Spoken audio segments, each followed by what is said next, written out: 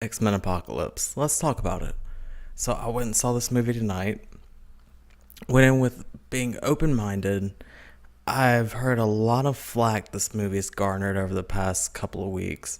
And I know it opened internationally and now it came to the United States. It didn't fare very well, and I can only attest that to possibly because of multiple critics have shot this movie down.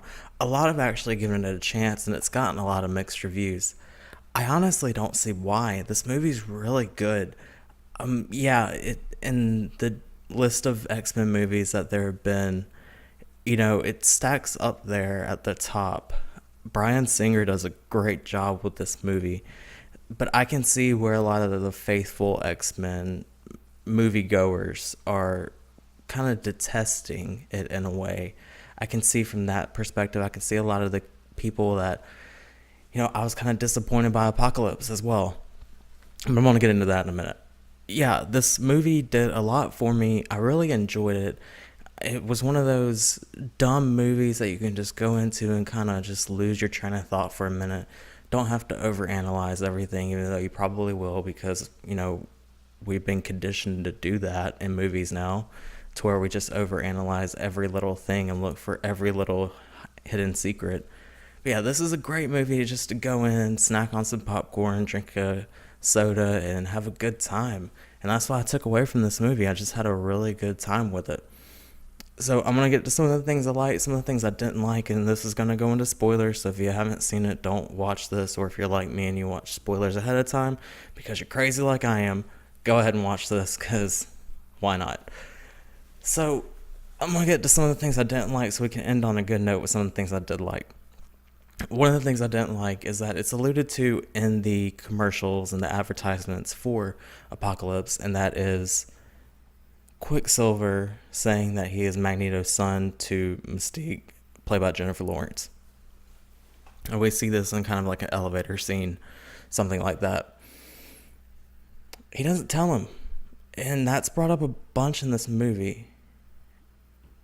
It doesn't make a lot of sense of why you wouldn't say that, especially with some of the plot points that happen. Magneto loses his entire family. He has a wife and a child, as he's been separated from the other mutants for a while, and they die. They get murdered, well, accidentally murdered by some police officers. But that's pretty much what sets Magneto off to this trail of despair and anger, and that's what Apocalypse really thrives on, is getting that anger and despair, and he grasps that and uses that to manipulate Magneto. But they have the greatest opportunity to flip that with Quicksilver saying, you are my father, you're not alone, and they really don't do that. They don't allude to that at all, and they kind of end up saying, well, why didn't you tell him? I will eventually. So that's pretty much what Quicksilver says, is that he will allude to it later on down the line. With the next movie being 10 years in advance, I mean, do they wait that long? Next movie's set to be in 93, 94, I believe. I don't know. Do they do it in between? I don't know. I wish they would have done it in this movie. It would have made a really touching scene, and that would have been really great to see. I really hope when the DVD and Blu-ray comes out that they do have that scene stuck in there somewhere and they just deleted it for some odd-ass reason. But yeah, that's one of the cons I had. It's one of those nitpicky ones that I really wish they would have done that, because it would have meant more. It would have kind of brought the whole story around in a full circle. Yeah, so that's one of the cons that I had for the movie. Excuse me. The other one is that Wolverine's little scene. Now I understand why it's in there, because they're setting up the next movie with Dr. Sinister. Spoiler alert, that's probably who's the next one, because they have the entire scene set up, and it's basically the Professor X's mansion just destroyed by Apocalypse, dodging Havoc's chest shot. I think it comes from his chest. Chest, I wanted to say X-ray, but ray beam, and it hits the Black Bird or Black Falcon. I can't remember what it's called. The jet, the Quinjet, It hits that explosion, the whole mansion comes burning down, and that's when Quicksilver's whole little slow down motion time goes in. But after that, Stryker shows up and he gathers all the fallen mutants that he wants, and he takes them all back to where Wolverine was formed, or created, or manifested, whatever you want to call, in the X Project, or Project X. That's a movie. I can't remember what it's called. Anyway, I know y'all are screaming at me saying, get it right, but I'm sorry, I can't. That was a lot of information to take in this movie because I was actually looking for it. But yeah, I was looking for information like that because I was like, that kind of looks like the same place, but I can't remember what it's called. But yeah, but it was kind of shoehorned in. Like, I really didn't feel like that belonged. But I kind of understand where it's going because you have a new continuity. You have to establish Wolverine because this continuity's Wolverine hasn't been established yet. So you have to bring him in somehow, some way, somewhere. So I guess this is where they did it. And it's where we're possibly going to see it branch off to Wolverine's next movie, which is supposedly Old Man Logan-esque. It's going to be a rated R Wolverine. Thank you. We need that. We need that more than anything because that's how I feel like Wolverine should always be portrayed. If you haven't noticed, the other portrayals have sucked. But yeah, and then the end credit scene, I didn't stay for it because I already read it. I knew what was going to happen. They have a scientist, I think, or a businessman come in like a suit, and he works for Dr. Sinister, and he grabs some of Wolverine's blood and sticks it in a vial, and there's 2 other vials. So that's supposedly X-23 that they're going to allude to a little bit. So maybe a little bit of that. Can't wait to see what they got for X-23. That'd be pretty cool. But yeah, that was another little con, was that it felt shoehorned in. It didn't feel organic at all. And I felt like a bunch of this movie did feel kind of organic until that point. And it's right in the middle of the movie, too. It's not like at the end. It's legitimately right in the middle. And that's it. Wolverine's gone. He's not seen for the rest of the movie. He's not mentioned at all after that. It's like, oh, I guess we'll never see him again. But anyway, I digress. Yeah, so another con would probably be Apocalypse. Now, he was portrayed well. I definitely want to put this easy. He was portrayed well, acting-wise. His powers we did not get to see the most of. And I'm having a real hard time putting this how I can actually fathom it without it sounding stupid. I just feel like they could have done a lot more, and they did less because of what they had to work with. Oscar Isaac, great performance, great actor. Love the guy to death. Of course, Star Wars fan. Love Poe Dameron. Keep on going. So I love Oscar Isaac. I love his performance in this movie. It felt like he's menacing. He's menacing as hell. And he really does kind of creep you out. He gives you that creepy kind of vibe, creepy feeling. It gets right here. And some of the stuff that he says is just poetic and mesmerizing. Kind of like a dictator, which, of course, he's a god. So he alludes to false gods, and he himself kind of is one.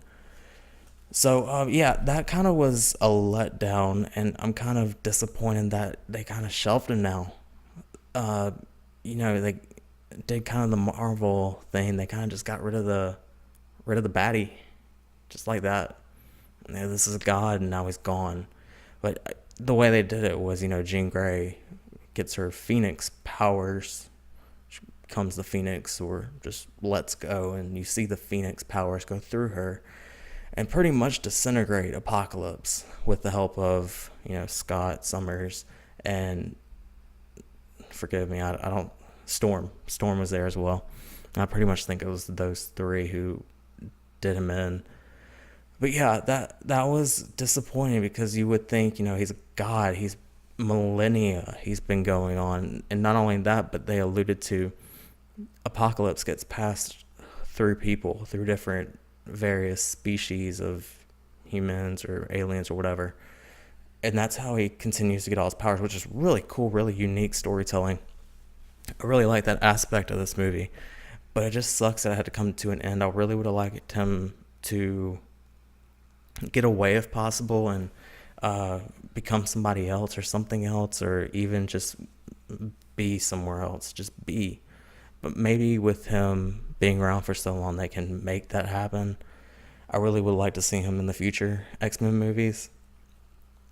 But yeah, so that's pretty much my only three cons that I have. So now we're going to go to the pros. The pros. I like this. The pros are good. Okay, so the pros. The new cast is great. I love this new cast. I like Cyclops. Cyclops is great in this movie. And, his brother Havoc unfortunately meets his demise in the Quicksilver scene, which I really didn't feel that, so that might be a little con. I really didn't feel that connection to Havoc. I felt the connection to Cyclops, which was great, because I like Cyclops, and I think Ty Sheridan plays him, and he did a great job. It was just a great job with that character. But yeah, I like Jean Grey, I like Storm, I like Psylocke. Olivia Munn did a great job with that. Like I said, I like Oscar Isaac. I just don't think that they tapped into the full potential of what could have been with Apocalypse. Of course, Magneto, Xavier, those guys gave a great nod to their characters, and they did a great job portraying the characters. Fassbender's always great. So they did their job. They did very well. And a lot of people have said Jennifer Lawrence phoned this in, and I really don't think she did. She did a good job with her performance. I really didn't feel like she took me out of the movie at all. She wasn't very... I don't. Everybody was kind of convincing in their own way, but I don't think she didn't convince me enough to where, I'm watching a movie. I was pretty much sucked in the entire time. But yeah, the new cast was great. I loved it. That leads me to my next one, the future of X-Men. I'm excited to see where we go from here. I'm excited to see the next variation of the X-Men. I'm excited to see Professor X older, Magneto getting older. Who knows if we have Mystique again, but I'm excited to see if Jennifer Lawrence comes back. I'm excited to see these characters and how they branch out and how more mature and wise they become, because now they're going to have control of their powers, which in this movie they didn't. And that's something that I think really hindered them, if you will. I feel like it kind of held the movie back because they didn't know how to control their powers, so now they will. And of course, it's going to lead us to the Phoenix saga, I believe, at least. That kind of gave it away when you saw the Firebird Phoenix. But hey, what do I know? But yeah, that's another pro, is the Phoenix saga. Looks like it's coming, of course, with Dr. Sinister. So we'll possibly see that. So that'll be fun. We saw that in X3, The Last Stand. Not very well done to its full potential, like Apocalypse. But I feel like it can be. I feel like Phoenix Force could be something we can go into. But now we have, and this goes back to the whole, the future's bright thing. We have X-23. Of course, I don't know if next movie they really can't bring in Deadpool. But I would like to see Deadpool pop in. Because that would be a cool little, even though I know it's in the past, and I know Deadpool happened, I think it was present day, if not, maybe like a couple of years back. But it would be funny to see Deadpool just break fourth wall, walk in, walk out. Be great. It'd be worth going to see the movie just with that happening in general. But yeah, I'm excited to see where we go from here. I'm excited to see, X-23, X-Force, Phoenix Saga, Phoenix Force, Deadpool, Cable. Where do we go from here? Is Magneto a bad guy? Is he a good guy? Is he gonna, stay heel or face? What's he gonna do? I'm really excited to see that. I'm really excited to see where we go from here. But I want to know what you guys think. What did you guys think of X-Men Apocalypse? It's definitely worth going to see, and it's definitely worth forming your own opinion. And, that's what we go to movies to do, is we form opinions. We go there to have fun. And, yeah, you can go there, and a lot of critics take this really seriously. But, man, this is a good movie, and it's worth paying $12, $15 to go see and having just kick back, relax, and enjoy some popcorn and soda. So yeah, I implore you all to go see it. Let me know what you think below. Yell at me if you hate it. That's fine. But yeah, don't forget to like, share, subscribe for more. I'm doing a lot more movie reviews coming up soon. I really appreciate y'all watching. So thank y'all so much and have a great day.